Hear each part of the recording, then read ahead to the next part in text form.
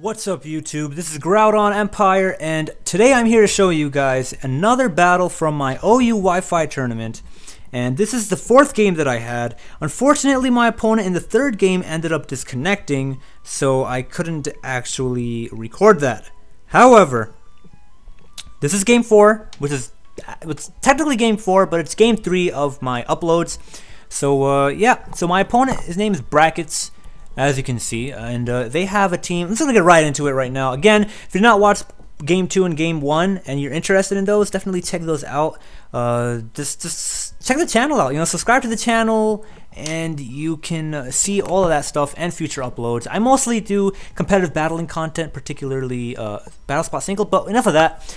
So let's look at our opponent's team. So our opponent has a superior, most likely contrary. Nobody else would use a superior in OU if it wasn't, right? They have an Amoonguss, so they have a very interesting team. They only have one OU Pokemon, I think, or is Lopunny UU? I don't know. I don't know my tiers. I only know that my team is legal in OU. That's all I know. I don't know about any other Pokemon and their tiers. Rhyperior is probably RU and something like. I don't know. I don't know any of the tiers. What I do know is that he has an interesting team, and what I want to lead with, a.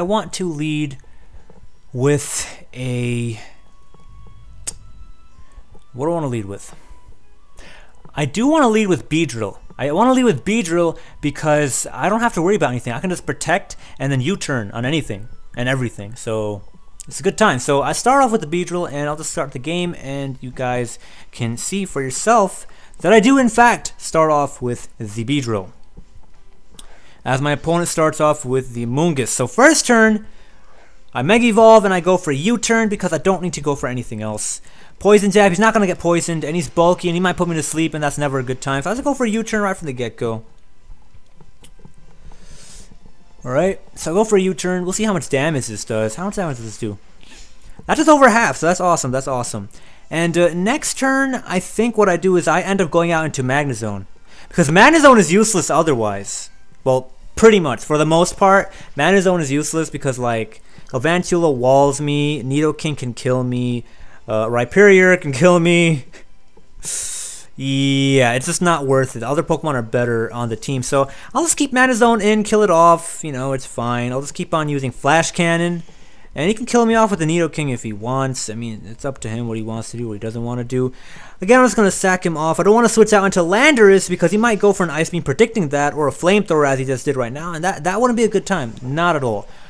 Next turn, I go out into my Starmie because I'm faster, and if he's choice locked, well, he's choice locked in a Flamethrower. Go for a Psyshock, Life Orb Psyshock. Unless he's Sash, he's not living it, and he doesn't live it, so that's great. That's awesome. Alright, so that's a done Nidoking. That Nidoking is done. Next turn, he goes out into Lopunny. At this turn, I go out into Landorus because I get the Intimidate off, and I can probably set up Rocks next turn. And he shouldn't kill me off with the Ice Punch, with an Ice Punch, I don't think. But he might, so we'll see what happens. I wouldn't be surprised if I end up switching out into Starmie predicting an Ice Punch, because at -1, I don't think a return would kill me off. But I just want to be safe, so we'll see what I end up actually doing. I do think I end up keeping the Landorus. I probably switch it out. No, I don't switch it out because I don't want to risk my Starmie going down, because I need Starmie for the Rhyperior. Otherwise, I'm in serious trouble. So I do go for the Stealth Rock this turn. I don't go for anything else because having Rocks is great for the Galvantula. Then I can kill it off with a Poison Jab. I don't have to worry about Sticky Web, which would really put the hurt on me. And this turn, I just switch out into the Starmie because, again, I just told you, I wall, high jump kick, Ice Punch. What? Okay, interesting. So I go on to Weavile. Okay, so my thought process here was I wanted to go into Weavile because Starmie is way too important for the Rhyperior, whereas I don't need Weavile for anything. So I can sack off the Weavile, and I would be in great shape. It would be fine. And what I can do is I can come in next turn, and I can bring in the Talonflame, and then I can go for a U-turn, predicting my opponent to switch out into his Rhyperior or something else along those lines. And he does switch out into Rhyperior, which is great. And the next turn I can just go out into my Starmie, because Hydro Pump and Analytic Hydro Pump is going to destroy anything that switches in, and that's what I'm going to end up doing. And you guys will see that I do go out into the Starmie, Now, do I go for an Ice Beam or do I go for a Hydro Pump? That is the real question, alright? I do think I end up going for the Hydro Pump because I don't want this thing to be weakness policy. Survive the Ice Beam, and then I'm in a lot of trouble. And if he switches out into something, it's great. But you know what? Maybe I went for an Ice Beam because I predicted a switch. Nope, I did not. I wanted to play it safe, so I went for a Hydro Pump. Alright. I wanted to play it safe, so I went for a Hydro Pump. And this turn I can go for a Side Shock, so there's really no worry about anything. I don't have to worry about anything. I can just go for a Side Shock and do big damage to anything. Except for a Rhyperior. But if he switches out to Rhyperior, he takes damage, and then he might be in Ice Beam range, and that's not a good time for my opponent. So at this turn, he ends up sacking off his Amoonguss, and I end up using the Side Shock. That's great. And I believe this turn he goes out into his Lopunny to get the Fake Out off. Yeah, he does that. And he's probably going to go for a Fake Out or straight up Return or Ice Punch. I'm not sure. He might predict me to switch out into Landorus, or he might not predict it. And if he doesn't predict it, well, that's nice too. What does he end up doing? Does he end up making the prediction, or does he not? My opponent does not end up going for the prediction. They just go for a Fake Out, which is nice and all because they don't. It's, I mean, like, I'm not Scarfed, so it doesn't matter. You know, they don't really lose anything. He can just go for. He switches out this turn. I'm not sure why. Probably predicting me to switch out into the Starmie. So my opponent over predicted that turn.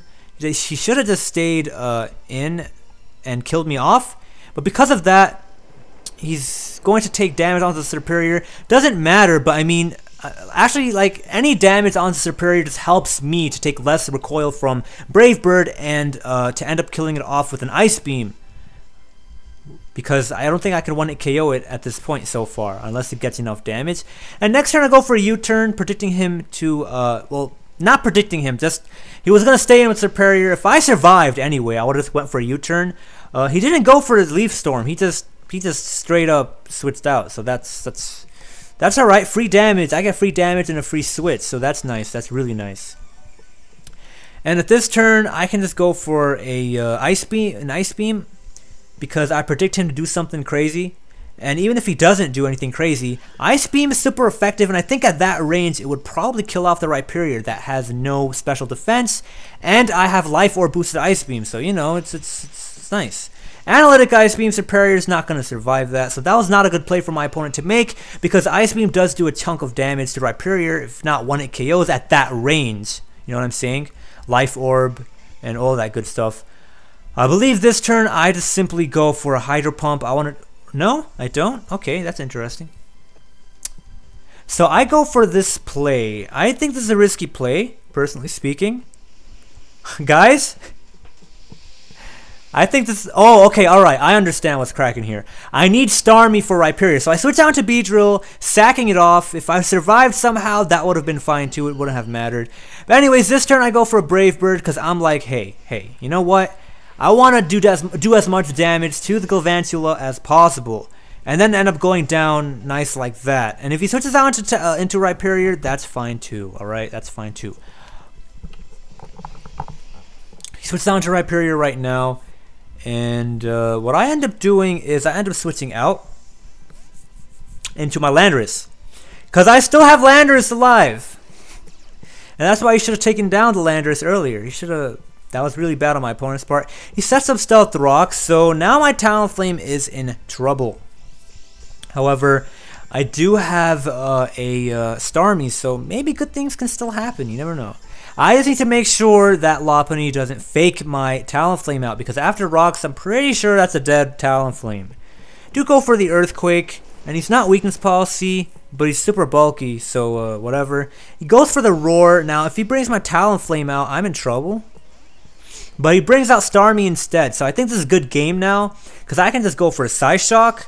Actually, no, it's not good to go for a Psyshock. He's physically bulky. I go for an Ice Beam at this point, and it's pretty much a good game. Or do I go for a Psyshock? I'm not sure. I think a Life Orb Psyshock would also take the Rhyperior out from that turn. I'm not completely sure. But we'll see right now.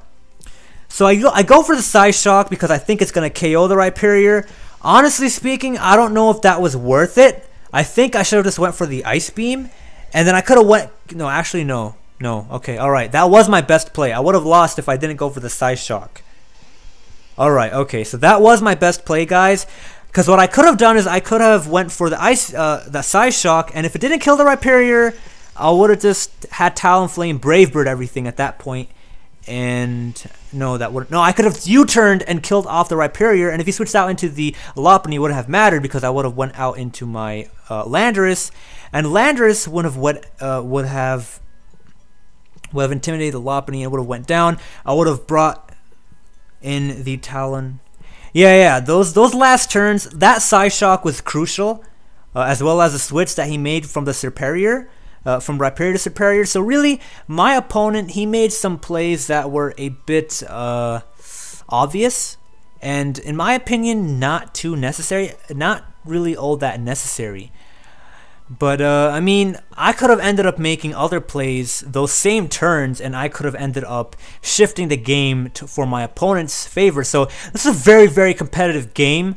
He had a very interesting team, and I could have actually ended up losing legitimately. So that's so I tip my hat off to my opponent. Very interesting team, and I could have actually seriously lost. So nice late game rocks, nice usage of roar, nice, just really nice.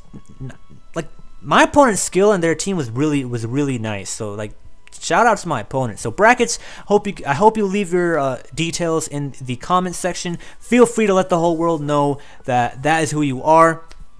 I hope we can battle again in the future. Remember, if you guys like this content, smash the hell out of that like button, show the support, follow me on Twitter if you want to do more Smogon battles in the future. And again, I primarily do BattleSpot singles content, as nobody does the kind of content that I do when it comes to competitive BattleSpot single content on YouTube that does English speaking commentary, because there's a lot of Japanese stuff because of the high level Japanese gameplay they have. But in terms of American English speakers, nobody does the same content that I do. So that's a distinction to make between my channel and other people that do BattleSpot single content. And that's really the uniqueness of my channel. So keep that in mind before you look for other content on the channel. This is GroudonEmpire. Peace out.